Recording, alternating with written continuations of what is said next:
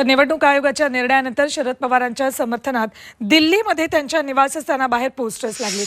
तरुणाई शरद पवारांसोबत असल्याचा संदेश त्यावर लिहिण्यात आलेला आहे। शरद पवारांच्या निवासस्थानाबाहेर, दिल्लीतल्या निवासस्थानाबाहेर ही पोस्टर्स लागलेली आहे आणि तरुणाई ही शरद पवार यांच्या सोबत असल्याचं यातून मेसेज देण्यात आलेला आहे। थेट दिल्लीत जाऊयात, आमचे प्रतिनिधी रामराजे शिंदे उपस्थित आहेत, त्यांच्याकडून अधिक माहिती जाणून घेऊयात।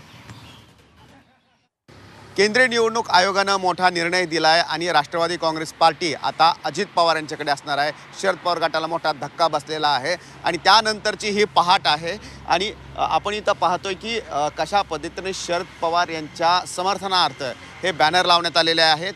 इथं आपण पाहतोय की अशा प्रकारचे बॅनर जे आहेत ते दोन्ही बाजूला हे लावण्यात आलेले आहे। जो अपना नहीं हुआ वो जनता का क्या होगा, देश का युवा पवार साहब के साथ हैशटैग देने तलेला है। अमृत नोनी आर्थो प्लस ये एक प्रूवन फॉर्मूला है। इसमें मौजूद नोनी फल के गुण और आयुर्वेदिक जड़ी बूटियां शरीर को जरूरी पोषक तत्व देने के साथ साथ हड्डियों और जोड़ों के घिसने, उनमें होने वाले सूजन और दर्द को रोकने में मदद करता है। दर्द मुक्त जीवन के लिए अमृत नोनी आर्थो प्लस। यूथ विथ साहेब आणि राष्ट्रवादी काँग्रेस पक्ष हा शरद पवार यांच्याकडे होता।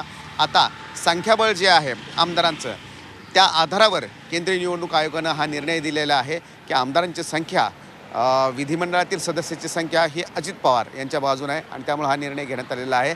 आता इथून पुढे अद्याप शरद पवार यांनी आपली भूमिका समोर जाहीर केलेली नाही आहे, त्यामुळे आज ते भूमिका जाहीर करतात का याकडे लक्ष लागणार आहे। परंतु दिल्लीमध्ये विविध ठिकाणी शरद पवार यांच्या समर्थनार्थ बॅनर लागलेले आहेत।